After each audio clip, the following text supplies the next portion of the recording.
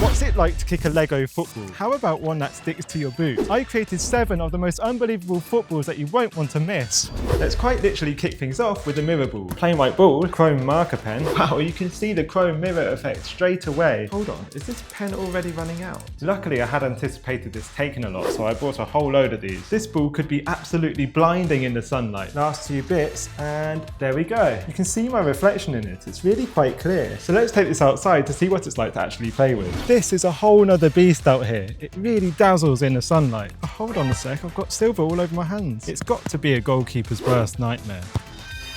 But at least there is one way to counter this. It also has this really strange appearance because the bottom of the ball is reflecting the ground below it, so it doesn't look like a perfectly round spherical shape. How cool is this ball? Well, it looks decent, but unfortunately the design is rubbing off quite easily, so I'm going to give it a 6 out of 10. I did also buy a whole load of gold marker pens, but these weren't nearly as effective. It looked more like a dull gold statue rather than a shiny surface. It was worth seeing what it turned out like. It does kind of look like I'm playing with a football-shaped trophy, and the gold colour is more durable than a silver, but ultimately it was a big letdown, so this only gets a 3 out of 10. Velcro time. What sort of madman comes up with the idea of sticking Velcro to a football?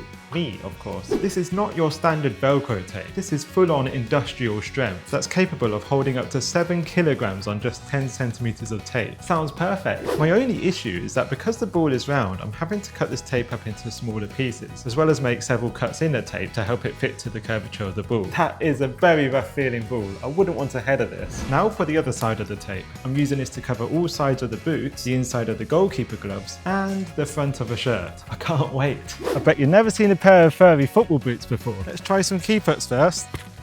What? It's stuck. Oh no. It's so strong. The Velcro isn't very helpful here when it comes to doing actual keep-ups. It sticks a little too good. Let's see if it sticks on the back of the boot. Yep, check out this first touch control. It makes it too easy. This maximizes your ball control. There's no way the opponent is going to predict where you're going with this. Well, look at that, it's like some kind of football cheat code. Let's try an actual shot now. Oh, it did go in, but some Velcro came off my boot. So how about the goalkeeper gloves then? Does this give you Spider-Man-like abilities to grip onto the ball? One-handed. Okay, this is too good. I can't get the ball off. Uh-oh. Help! This is absolutely awesome for catching and holding on to the ball, but when it comes to distributing it, you're going to run into a few problems. It's not coming off at all. It's so strong, it's actually tearing the gloves apart. What if you miss the ball with your hands though? Will the Velcro shirt help to catch it? Give it to me. It works! You can't drop the ball, it's impossible. It turns out this ball is very cool. It worked out just as planned. Perhaps a little too good. This gets a 9 out of 10. The glow-in-the-dark paint should allow us to play football in the dark. Should being the key word.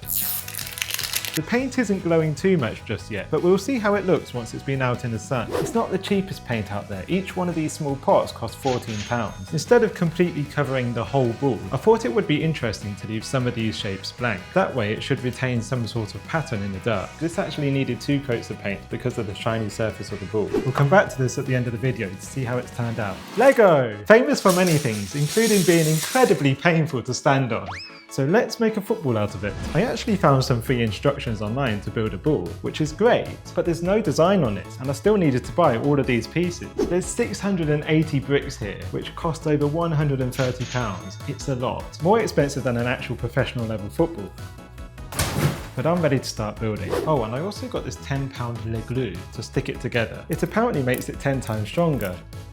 We'll see about that. The good thing about this glue is that you can dissolve it in warm water, so it's not permanent and it won't damage your bricks. I've got to say though, I'm getting through this glue at an alarming rate, so I've ordered 3 more of these. And gluing each individual brick is making the whole building process take a lot longer. These instructions guide you through building 6 individual panels. Let's stick these all together now. Oh my god, this is so awkward. No! After finally slotting them together with an excessive amount of glue, we are done. It looks so cool and the patterns turned out really well. It's very similar to a regular size 5 football, perhaps slightly larger, and more importantly, quite a bit heavier. Yep, that's about 3.5 times the weight of a regular football. I am not looking forward to this. And stick around because we still have the multi-ball to come. It looks so good, I don't want to kick it. So it does roll, that makes it a ball, right? You can dribble with it and do a few skills like step overs. That's all very simple and very safe. Oh no, let's try some keep ups. Not sure about this one. Oh, it's working. We've lost a piece. I am surprised it held together, mostly, but that was keeping the kick small, so I wasn't hurting myself. Until now, because it's time to take a penalty kick. And if I'm going to kick it, I may as well try a power shot. Now is probably a good time to subscribe, because either the ball breaks or my foot breaks. Have a guess which. 3, 2, 1. Oh! It's not too bad because the ball broke apart. Well, some of it went in. Does that count as a goal? To actually build and have as a model, I think it looks incredible. It's really, really cool. But to kick it, don't do that. This still gets an 8 out of 10 though. If you've watched some of my previous videos, then you may have seen this camouflage football that I created. It turned out really quite well, but I think we can take this to the next level. Introducing the Camouflage Football Mark II, version 2. V2? How do we disguise it better? Simple. Cover it in actual grass. Let's mow! I'm drenching the ball in PVA glue. It makes sense to use this ball as a starting point because it's got a nice base coat to it. Now let's get that grass recut. It's got to be up there with one of the stranger things I've done for a video. It's definitely a unique look, that's for sure. It seems too easy, doesn't it? And when it's dry, we'll play a little game to see if you can find where the ball is. Cover it with a bit more grass and some more. It does look very messy, kind of like a giant green hairball, but that's what's visually going to break up this round shape. Let's see if you can spot where it is with our state-of-the-art drone shot. Okay, you have 5 seconds to find this ball. Ready, steady, go. The ball is here. It looks amazing. So far, so good. But in order to give this a rating, we do need to kick it, of course, to see if it stays intact. Now, the problem here is that even though the glue has fully dried, with every kick, more and more grass is falling off the ball because some of these blades have very little glue on. The ball degrades over time, which is not ideal. The question is, how much harder is this ball to see? Well, where's it gone? It turns out very difficult if you kick it into a bush. Overall, this ball is more difficult to see than the previous version, so let's give this an 8 out of 10. No football could be as unpredictable as the multi-ball. Why play with one ball when you can play with 2 at once? This is a bit more troublesome than I thought it would be. Ah, there we go. Definitely getting into the flow of things now. I'm using a whole load of duct tape to try and make this as solid and secure as possible. I would say that is done. Once we've tested this double, I've got a 3rd and 4th ball to add to this as well. What is even the best way to kick this? Oh, wait, what's this for? When dribbling with it, it can roll if it's positioned correctly, otherwise it kind of slides around. Keepy-uppies are of course more difficult because of the weight imbalance, but it is possible to do a few. Some skills are actually a lot easier, but when it comes to others, not so much. And kicking the ball, let's just say it's unique. When I scored, does that count as 2 goals? Let's level this up with another ball. After reinforcing the existing balls and adding in a 3rd, we're left with what looks like a giant fidget spinner. This barely rolls at all, not even on its side. A lot of the time when you kick it, it slides along like a hockey puck. Yes, hat trick! Let's try and do some keep-ups with this one. Nope, this is definitely a downgrade from the 2 balls. Let's see if adding in a 4th ball makes it better. This is the multi-ball pyramid edition. I have more hope for this because it is more of a 3D shape again. Oh my god, you can still play with it, sort of. It now weighs more than 4 regular footballs. That combined with its large size should make it next to impossible to do keepy-uppies with. But it turns out it's actually easier.